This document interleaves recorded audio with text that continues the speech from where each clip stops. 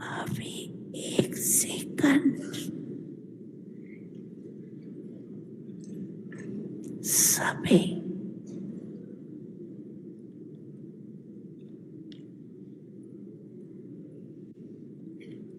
बहुत मीठी मीठी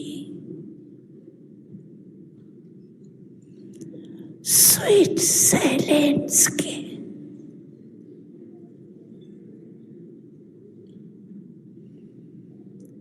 स्टेज के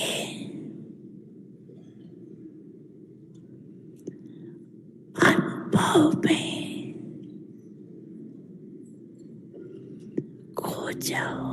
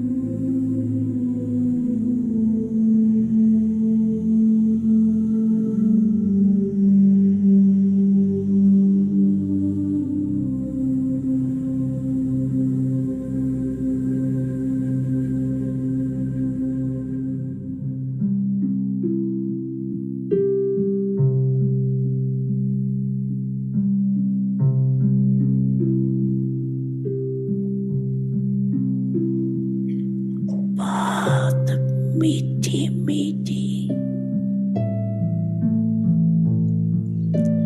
स्वीट साइलेंस के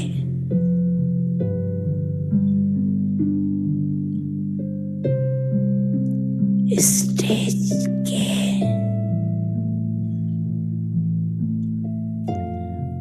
अनुभव में खो जाओ।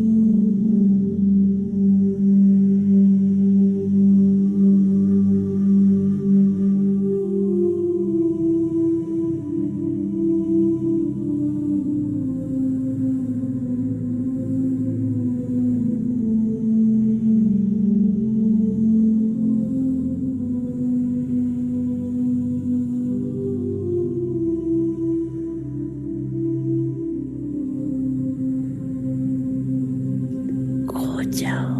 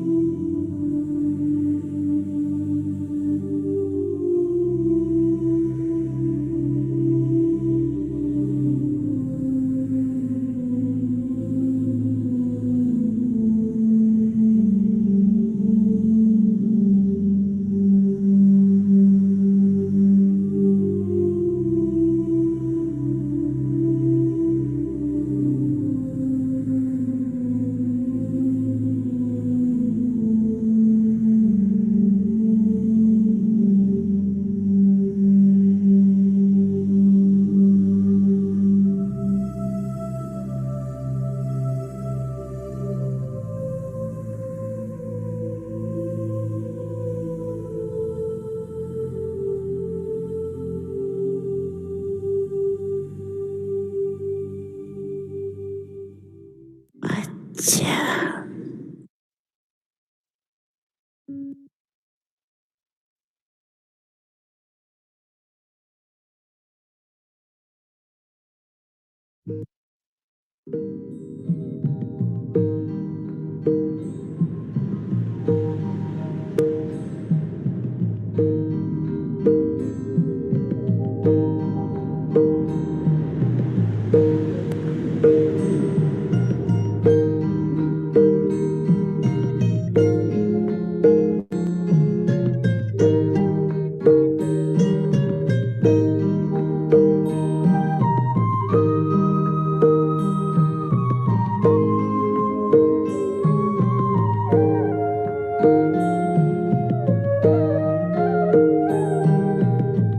शांति सागर की लहरें जब जब पास में आए, ओम शांति, ओम शांति।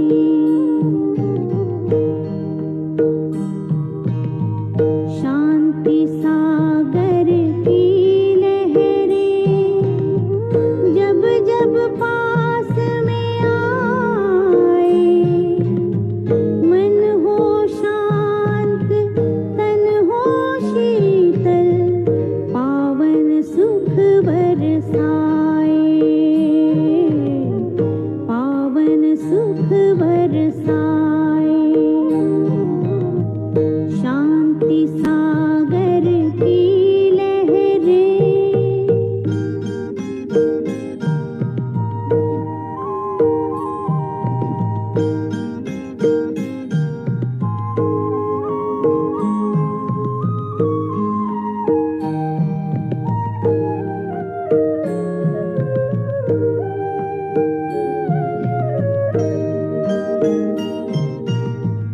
चलता चलता उस सागर में जब कोई खो जाए,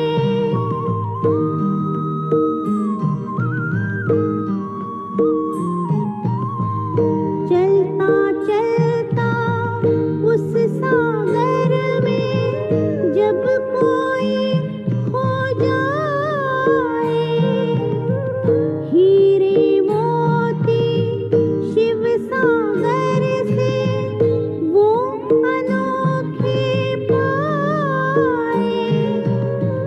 शांति से भर भर नैना शांति सबको लुटाए, शांति सबको लुटाए। शांति सागर की लहरें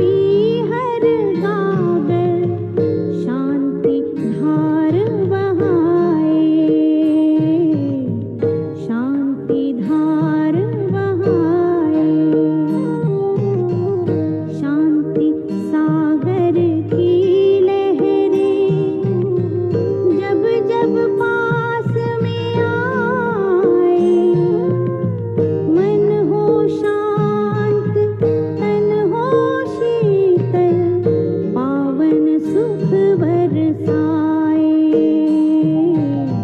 पावन सुख बरसाए। शांति सागर की लहरें जब जब पास में आए, ओम शांति, ओम शांति।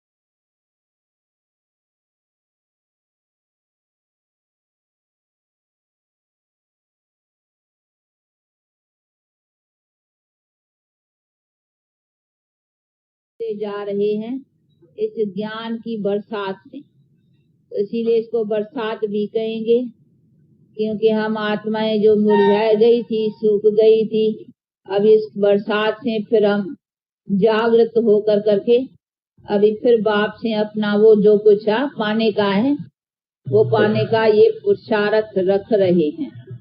इसीलिए इसको ज्ञान की बरसात, ज्ञान को भी बहुत नाम है, जैसे परमात्मा के बहुत नाम है ना, तो इसी तरह से ज्ञान के भी बहुत नाम है। ज्ञान को बरसात कहो, ज्ञान को अंजन कहो, ज्ञान को कहाँ देखो तलवार के रूप में दिया है, जैसे शक्तियों को तलवारें आज दिए नहीं, अभी कोई तलवार कोई हिंसक अस्त्र शस्त्र तो नहीं उठाए नहीं, ये ज्ञान है।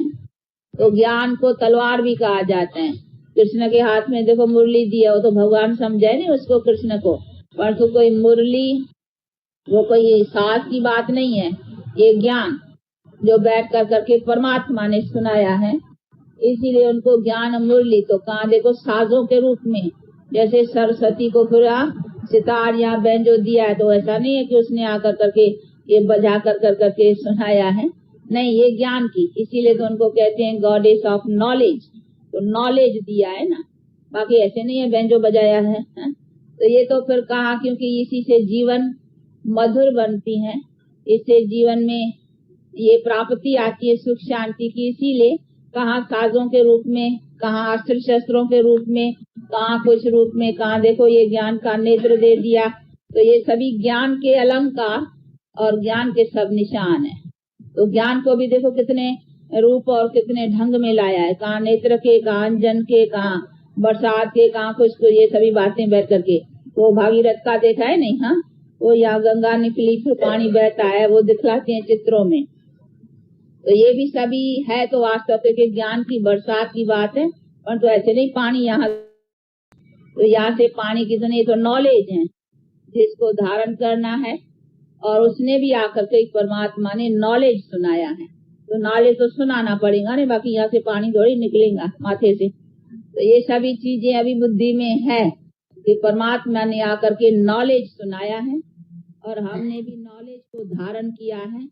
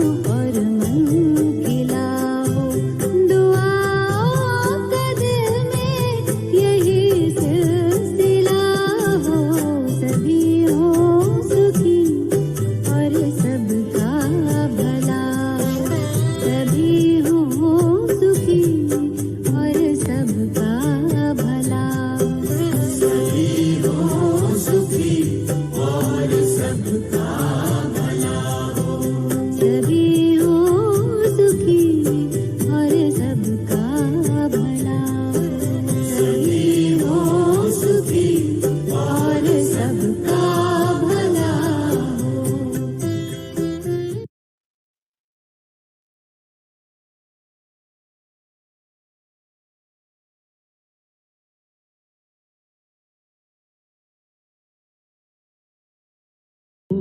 करें हम देते चले प्रकाश, मनसा सेवा चलो करें हम देते चले प्रकाश, भर दे हम शुभ संकल्पों से, भर दे हम शुभ संकल्पों से धरती और आकाश, मनसा सेवा चलो करें हम देते चले प्रकाश।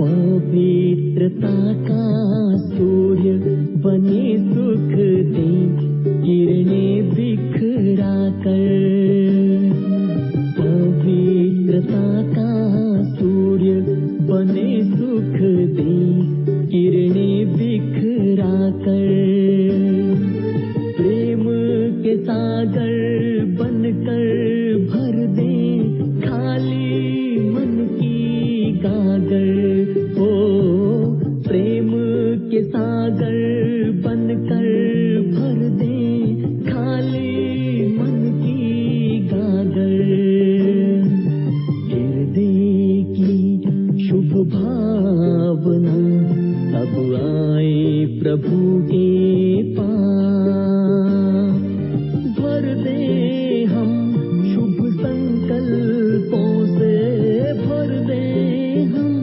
शुभ संकल्पों से धरती और आकाश, मनसा सेवा चलो करें हम देते चले प्रकाश।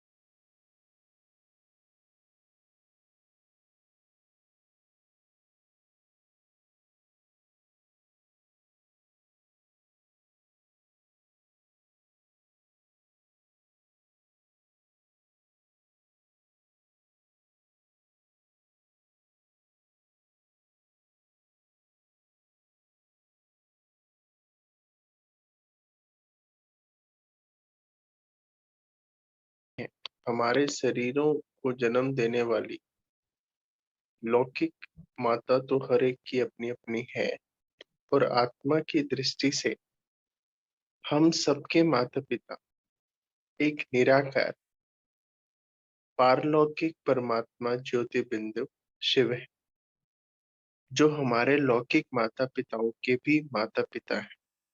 लौकिक और पारलौकिक माता पिता का तो सबको पता है, यद्यपि आज मनुष्यों को उस पारलौकिक माता पिता के नाम, स्वरूप, धाम, कर्तव्य इत्यादि के बारे में सत्य परिचय नहीं है, परंतु सृष्टि चक्र के 5000 वर्ष के कल्प में एक समय वह भी आता है जब हमें अपनी अलौकिक माँ मिलती है।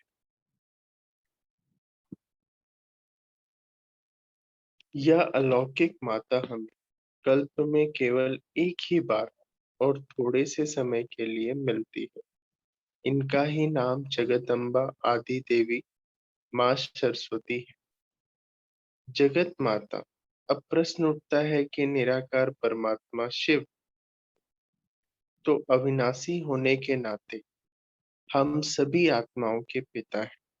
पर जगदम्बा जो कि शरीरधारी है, वह सारे जगत की माता कैसे है? इसका सही उत्तर जानने के लिए जगदम्बा के अलौकिक कर्तव्य को समझना होगा। इस अलौकिक माँ का पूरा कर्तव्यवाचक नाम शिववंशी ब्रह्मा कुमारी आदि देवी जगदम्बा सरस्वती। माँ सरस्वती को ज्ञान की देवी, गॉडेस ऑफ नॉलेज तो सभी मानते हैं। उनके हाथों में वीणा का अलंकार उनके ज्ञान वीणा बजाने का ही प्रतीक है। परंतु विचारणीय बात यह है कि जब ज्ञान का सागर एक परम पिता परमात्मा शिव ही है, तो फिर माँ सरस्वती के पास ज्ञान कहाँ से और कैसे आया? अवश्य ही माँ ने भी तो परमात्मा शिव से ही इतना ज्ञान प्राप्त किया होगा, जो वह ज्ञान ज्ञानेश्वरी अथवा ज्ञान की देवी कहलाई।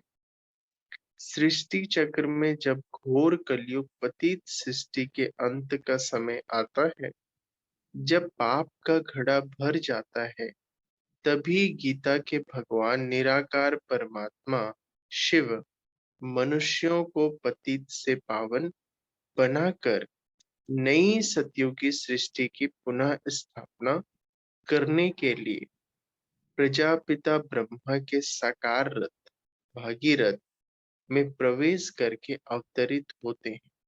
यह भी सब मानते हैं कि परमात्मा ने ब्रह्मा द्वारा नई सृष्टि की स्थापना की थी।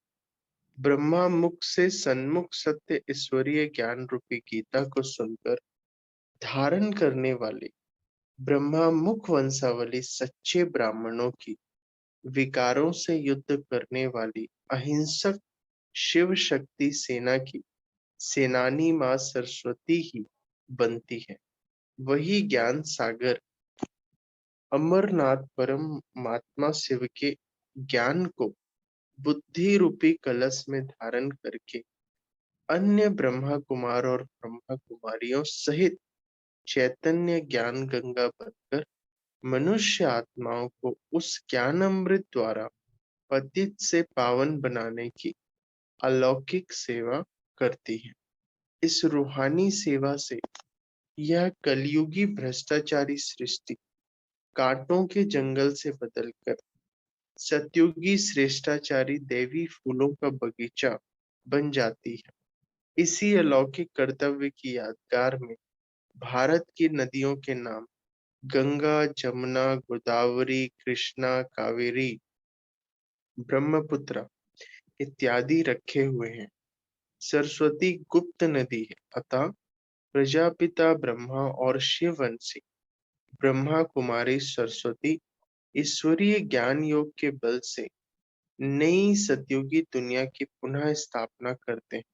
इसलिए उनको जगत के अलौकिक पिता और माता जगत अम्बा, जगत जननी, जगदम्बा कहा जाता है। उनका यह अलौकिक कर्तव्य कलयुग के अंत और सतयुग के आदि के संधि काल अथवा संगम के समय चलता है। इसलिए सरस्वती को संगम पर दिखाते हैं। परंतु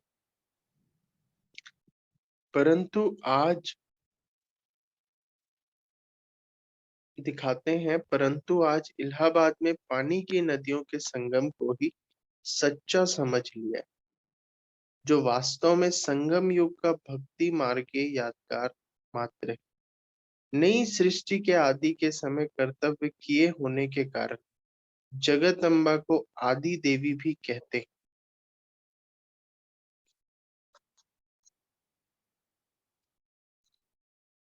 जगदम्बा एवं अन्य शिव शक्तियों का परमात्मा शिव के आदेश पर कलयुगी पतित दुनिया से किनारा कर अन्य मनुष्य आत्माओं को सतयुगी वैकुंठ धाम में भविष्य 21 जन्मों के लिए जीवन मुक्त देव पद की प्राप्ति करवाने की ईश्वरीय सेवा का कर्तव्य बहुत श्रेष्ठ है। इसलिए परमात्मा शिव के कलयुगी अज्ञान अंधकार रूपी रात्रि को मिटाने के लिए अवतरित होने की याद में मनाए जाने वाले शिवरात्रि त्योहार के साथ ही इन शिव शक्तियों का भी यादगार नवरात्रि वर्ष में 2 बार मनाया जाता है। भक्तों का रात्रि जगराते करना भी इन देवियों द्वारा कलयुग के अंत रूपी रात्रि में मनुष्यों को ज्ञान सुनाकर घोर अज्ञान की कुंभकर्णीय निद्रा से जगाने के कर्तव्य का ही यादगार है। देश भर में अलौकिक माँ जगदम्बा के मंदिर दुर्गा, अम्बा, काली, सरस्वती इत्यादि विभिन्न नामों से पाए जाते हैं, किंतु आज भक्त जन ना तो इन देवियों के बारे में कुछ जानते हैं और ना ही उन्हें इनसे संबंधित पर्वों के महत्व का पता है ना। तो इतना यादगार है मम्मा का और हमारी टीचर बहनों का, जिनके सिर पर बाबा ने ज्ञान कलश रखा, तो उनका कितना हमें रिगार्ड रखना चाहिए। और आप देखते होंगे पहाड़ों में देवियों का मंदिर बना हुआ है, जिसमें भक्तगण कई घंटों तक पैदल चढ़ के पहाड़ों में चढ़ करके जाते हैं। तो ये भी कितना महान कर्तव्य का यादगार है।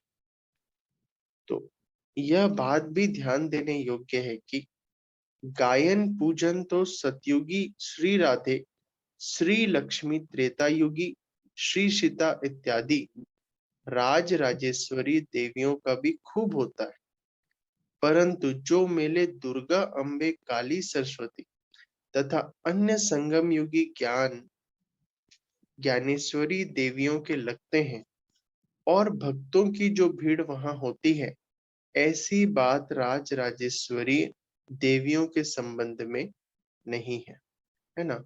मंदिरों में जो राधे कृष्ण या लक्ष्मी नारायण के इतनी भीड़ नहीं होती जितनी काली के मेले में होती है या दुर्गा जी के मेले में होती है। संगम युग पर परमात्मा शिव से ज्ञान अमृत को धारण करके अन्य आत्माओं में उसका वितरण करने के फलस्वरूप ही तो ये शक्तियां भविष्य सतयुग त्रेता में राज राजेश्वरी बनती हैं। आप देखेंगे कि भक्त लोग राज राजेश्वरी श्री लक्ष्मी से केवल धन ही मांगते हैं, परंतु जगदम्बा से तो धन, आयु, भाग्य, संतान इत्यादि सभी कुछ मांगते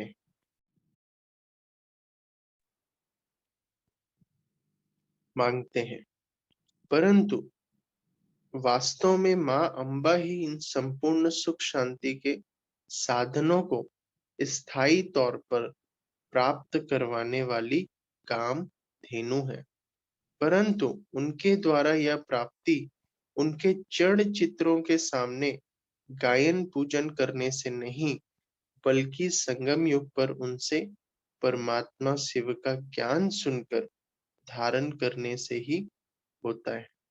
क्योंकि मम्मा ने बहुतों को संपूर्ण बनाया, बहुतों को ज्ञान में मजबूत बनाया, उस ज्ञान के आधार से ही उनको तन मन धन की अनेक जन्मों की प्राप्ति हुई। इसलिए जगदम्बा से आयु, भाग्य, संतान हर प्रकार की मांग करते हैं, जबकि लक्ष्मी से केवल धन की। इसलिए तो कहते हैं कि ईश्वरीय ज्ञान के बिना गति नहीं, और माँ सरस्वती तो ज्ञान की देवी है। आज तो मनुष्यों को संगम युग ज्ञान ज्ञानेश्वरी और सतयुगी त्रेता युगी राज राजेश्वरी देवियों के कर्तव्य तथा काल की भिन्नता के बारे में रिंचक मात्र भी ज्ञान नहीं है। भक्त लोग जैसे परमात्मा शिव को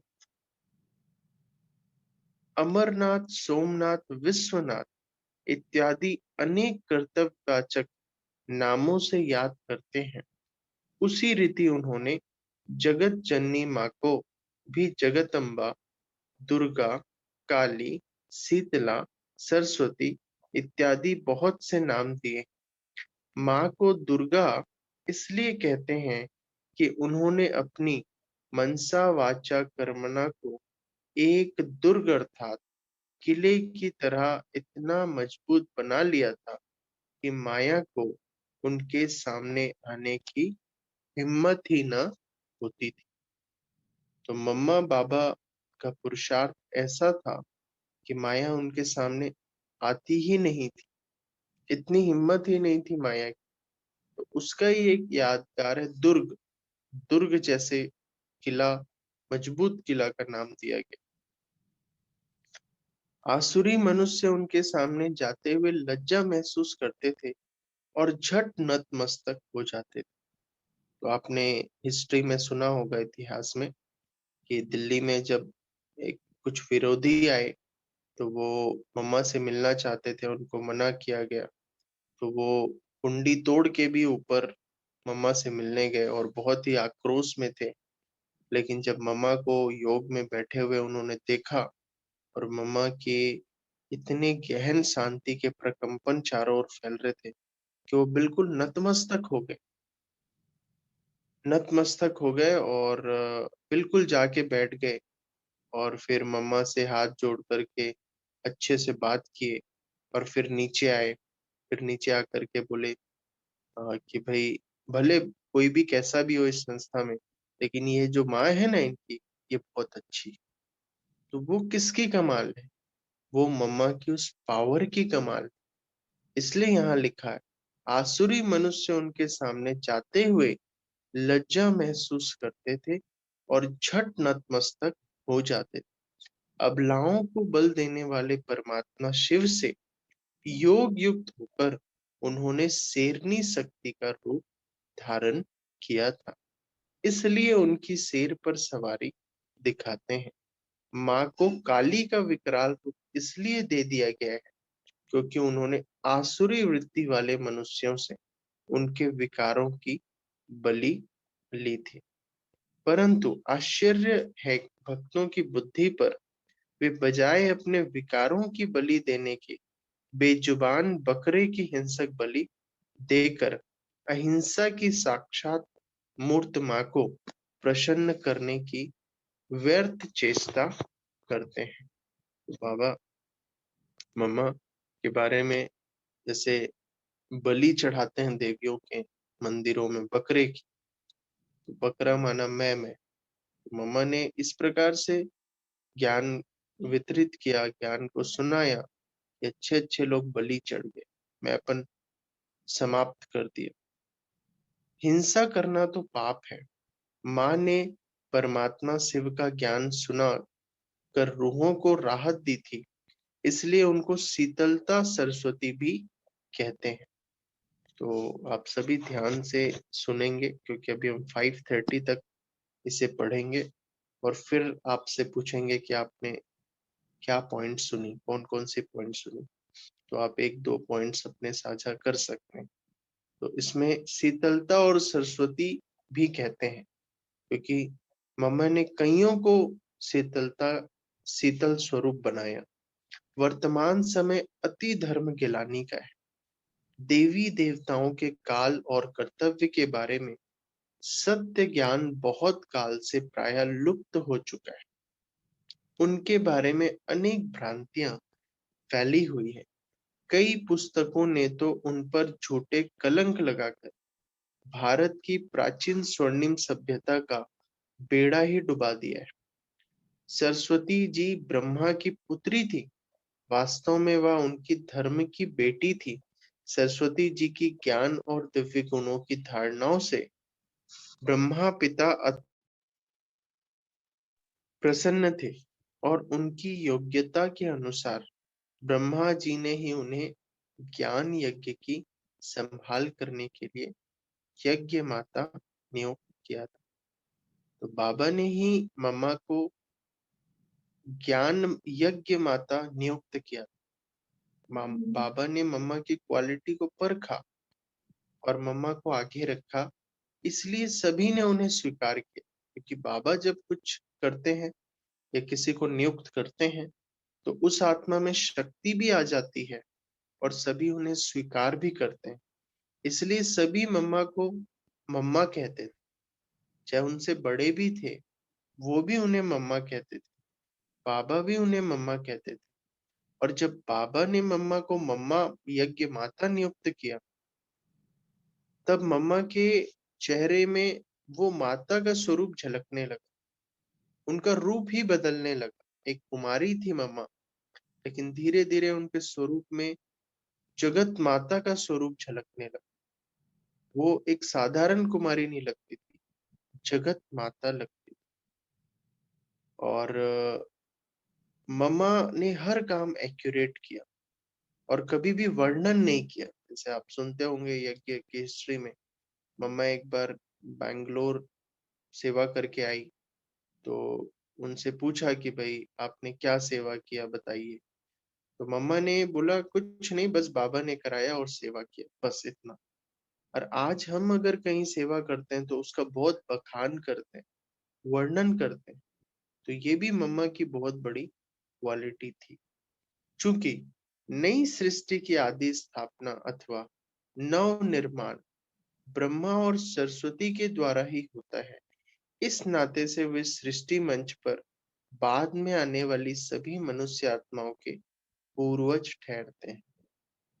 इसी कारण ईसाई, मुसलमान आदि धर्मों के लोग भी इन्हें एडम ईव और आदम बीवी इत्यादि नामों से सृष्टि के आदि में हुआ मानते हैं, है ना। मुस्लिम धर्म में कहते हैं आदम और बीवी पहले आए थे सृष्टि में। एडम ईव कहते हैं ईसाई धर्म में। तो परंतु उनको इनके काल और कर्तव्य के बारे में बिल्कुल जानकारी नहीं है। जब भारतवासी ही उन अलौकिक माता पिता के बारे में भूल चुके हैं, तो यहाँ बाद में आने वाले धर्मों के लोगों को क्या दोष दिया जा सकता है। अब चूंकि सृष्टि चक्र में पुनः कलयुग का अंत होने का समय आ चुका है और इसके विनाश के लिए परमाणु सत्र इत्यादि भी तैयार हो रहे हैं, तो परमात्मा शिव ने भी प्रजापिता ब्रह्मा के द्वारा नई सृष्टि की स्थापना के लिए भारत में अपना रुद्र गीता ज्ञान यज्ञ हूबहू 5000 पूर्व की भांति रचा हुआ है। इस यज्ञ का ही दूसरा नाम प्रजापिता ब्रह्मा कुमारी ईश्वरी विश्वविद्यालय है। ब्रह्मा कुमारी सरस्वती जी ने परमात्मा के इसी यज्ञ की यज्ञ माता बनकर जगदम्बा का कर्तव्य निभाया और लुप्त हो गई। सरस्वती गुप्त जो ठहरी, हम सभी ब्रह्मा कुमार और ब्रह्मा कुमारियां उस अलौकिक माता जी ही की मुख वंशावली ज्ञान संतान है ना। तो मम्मा इसलिए गुप्त गायन है। सब कार्य करते हुए अचानक से मम्मा फिर शरीर छोड़ देती है, संपूर्णता को प्राप्त कर लेती है। तो बहुतों को फिर झटका भी लगता है कि मम्मा ने इतना जल्दी शरीर क्यों त्यागा, कई प्रकार के प्रश्न आते हैं। तो बाबा कहते हैं कि उनका विशेष पार्ट है। अभी आप देखो, अगर मम्मा ने 65 में शरीर छोड़ा, तो अभी मम्मा नए जन्म में बड़ी हो गई और कितनी सेवाएं कर रही हो। तो विशेष पार्ट के लिए उनका ऐसा पार्ट हुआ, है ना। तो मम्मा इसलिए गुप्त गायन भी। श्वेत वस्त्र धारणी, श्वेत चंद्र धारणी, श्वेत श्वेतेश्वरी माँ सरस्वती, पटना के ब्रह्मा कुमार भगवती प्रसाद जी कहते हैं, जगदम्बा श्री सरस्वती की महिमा में भक्तों ने गाया है, या कुंदेन तुतुसार हार धवला, या शुभ्र वस्त्र वृता, या वीणा दंड मंडित करा, या श्वेत पद्मासना। आप देखते होंगे आज भी ये स्लोगन है, श्लोक है। बहुत सारे स्कूलों में इसे प्रेयर में गाया जाता है ना। श्री सरस्वती कुंद इंदु अर्थात चंद्रमा और तुषार जैसी श्वेत है। वे श्वेत वस्त्र धारण की हुई है तथा श्वेत पदम कमल पर आसीन है।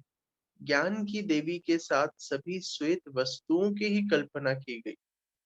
इसका क्या आध्यात्मिक रहस्य है। तो हर चीज व्हाइट लिया है।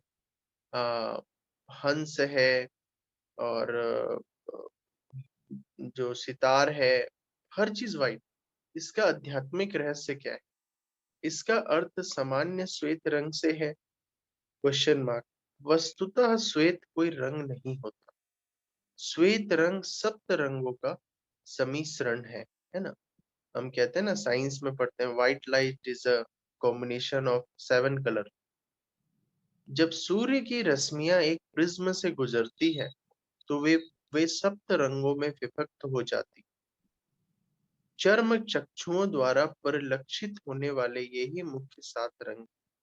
जिस तरह सर्व जिस तरह सर्व रंगों का सम्मिश्रण श्वेत बन जाता है, उसी तरह सर्व गुण संपन्न व्यक्ति श्वेत कहा जाता है। अंडरलाइन।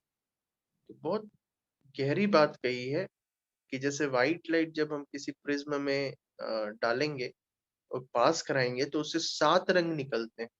ऐसे ही आप देखेंगे जब सनलाइट आते हैं और बारिश होती है तो पानी के जो बबल्स होते हैं, उसमें पानी के ड्रॉप में पानी पड़ के उस 7 रंगों में टूटता है और हमें रेनबो दिखाई देता है। तो उसका रहस्य है कि जो व्यक्ति 7 गुणों में संपन्न है उसे हम श्वेत कह सकते हैं। लाल पीला आदि रंग एक एक गुण के प्रतीक है ना? जैसे लाल रंग है शक्ति का प्रतीक, पावर। ज्ञान की जैसे ज्ञान की देवी श्री सरस्वती सर्वगुण संपन्न थी, अतः पूर्ण श्वेत रूप में उनकी कल्पना की जाती। हम जिन वस्तुओं का त्याग करते हैं वही बन जाते हैं। जो धन का त्याग करता है वही सच्चा धनी। जो यश का त्याग करता है वही सच्चा यशी है। जो जीवन का त्याग करता है वही सच्चा जीव है। जीवन का अर्थ ही है जीव धन न जीव। जो जीते जी मृत्यु का वर्ण करता है वही सच्चा वर्णीय है ना? तो बाबा ने कितनी गहरी यहाँ लाइन क्लियर की है इस बुक के द्वारा कि जो जिस चीज का त्याग करता है वही बन जाता है। इसलिए देखना बाबा ने वर्ड भी यूज करते हैं बाबा, त्याग से भाग्य बनता है ना? जिस चीज का हम त्याग करते हैं वो हमारे पास कई गुना होकर के लौटती। जैसे धन का त्याग करते हैं उसके बदले में बहुत सारे धन, ज्ञान रूपी धन हमें प्राप्त होते हैं, वैसे भी प्राप्त होते हैं क्योंकि हम उससे डिटैच हो जाते हैं। तो जो जीते जी मृत्यु का वर्ण करता है वही सच्चा वर्णीय है। उसी का जीवन ही सच्चा जीवन है। यह कथन कपोल कल्पना मात्र। प्रकृति के पदार्थ भी यही प्रमाणित करते हैं। क्या आप जानते हैं कि वस्तुएं लाल पीली या अन्य रंग वाली क्यों दिखाई पड़ती? सूर्य की सप्तरंगी किरणों में से जिस रंग का ये वस्तुएं त्याग प्रकीर्णन करती हैं उसी रंग की दिखाई पड़ती। तो इसमें जैसे साइंस के स्टूडेंट्स हैं वो जानते हैं कि हर पदार्थ एटम से बना हुआ होता है, एटम्स एंड मॉलिक्यूल्स, अणु और परमाणु। तो जब सूर्य की किरणें उसमें पड़ती है, व्हाइट लाइट, तो वो जिस रंग का होता है उस रंग को रिफ्लेक्ट कर देता है। जैसे अगर एक मेज है, मेज अगर ब्राउन कलर है तो सारे रंगों को लेगा और ब्राउन को त्याग करेगा, रिफ्लेक्ट कर देगा, इस वजह से वो ब्राउन दिखाई पड़ता है। तो कितना अच्छा से वो आध्यात्मिक और साइंटिफिक, स्पिरिचुअल और साइंटिफिक चीजों को कनेक्ट कर रहे हैं कि जिस चीज का त्याग करते हैं वो मेटल्स, वो धातु उसी कलर के दिखाई पड़ते। लाल वस्तुएं 7 रंगों में से 6 रंगों को स्वीकार कर लेती है, लेकिन लाल रंग का त्याग करती है, उन्हें वापस लौटा देती है। परिणाम स्वरूप वे लाल दिखलाई पड़ती है। यही बात पीले या अन्य रंग की वस्तुओं के लिए भी है। जो वस्तुएं 7 रंगों को अवशोषित कर जाती है, कुछ भी त्याग नहीं करती, वो वस्तुएं काली दिखाई पड़ती है ना? तो ब्लैक कलर की जो बॉडी रहती है वो एक भी कलर रिफ्लेक्ट नहीं करती, सारे कलर को ऑब्जर्व कर लेती है, एब्जॉर्व कर लेती है, समा लेती है, इस वजह से काली दिखाई पड़ती है। तो हम भी अगर कुछ भी त्याग ना करें, ब्राह्मण जीवन में आकर के सभी चीजों को ये भी ले लूं, वो भी ले लूं, ये भी ले लूं, तो हमारे अंदर वो रंग दिखाई नहीं देगा, वो निखार आएगा नहीं। इसके विपरीत जो वस्तुएं 7 रंगों का त्याग कर देती है, जो वस्तुएं 7 रंगों को का त्याग कर देती हैं, वे श्वेत दिखलाई पड़ती, और जो पूरे 7 रंगों को त्याग कर देती, एक भी रंग नहीं लेती, ऐसी बॉडी, ऐसी ऑब्जेक्ट व्हाइट दिखती है। अतः श्वेत सर्व त्याग का परिचायक है। इसलिए मम्मा सर्वस्व त्यागी। इसलिए आप हिस्ट्री में भी सुनते होंगे कि जब रमेश भाई उनको जब बॉम्बे घुमा रहे थे गाड़ी में, तो एक एड आता है जिसमें वो बॉटल से ढक्कन खुलता है और वो कोल्ड ड्रिंक उस ग्लास में जाता है, तो बड़ा अच्छा वो एड रहता है 3D। तो रमेश भाई कहते हैं, मम्मा वो एड आपने देखा, कितने बड़े बैनर में लगा हुआ था, वो एड बहुत अच्छा था, हम उससे कुछ ज्ञान का भी ऐसा एड बना सकते हैं। तो मम्मा ने कहा, मैं तो थी ही नहीं उस दुनिया में, मैं तो परम धाम में थी। तो मम्मा हर समय त्यागी स्वरूप, हर वक्त परम धाम में रहती थी। तो हम भी चलते फिरते ऐसा अभ्यास करें जो उपराम वृत्ति वाले रहें, परम धाम में रहें। जो रंच मात्र भी त्याग नहीं करता, उस मानव का हृदय काला है, और जो सर्वस्व से त्याग करता है वह श्वेत है। ज्ञान मूर्त, गुण मूर्त, योग मूर्त जगत अम्बा श्री सरस्वती जी सर्वस्व त्यागी थी, अतः उन्हें पूर्ण रूपेण श्वेत दिखलाया हुआ है। तो आज हम यही कंप्लीट करते हैं, कल से फिर हम इसके आगे पढ़ेंगे, और वही 20 to 25 मिनट्स की हमारी